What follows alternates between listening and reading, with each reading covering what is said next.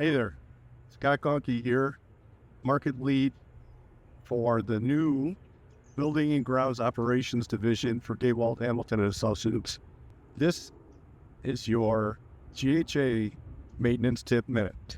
So crabgrass starts to germinate and grow when soil temperature reach 55 degrees, which is about the same time the forsythia bush will start blooming. The forsythia bush is one of the first shrubs to start blooming early in the spring.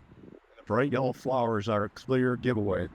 Which, without a crabgrass preventative, you want to use a good broadcast spreader so it puts down an even coat on the soil surface. This product works as a protection on the soil barrier because it puts down a barrier that does not allow the crabgrass seeds to germinate. So keep an eye out for the forsythia bush. These bright yellow flowers will be your indication to treat for crabgrass. And this is your maintenance tip minute.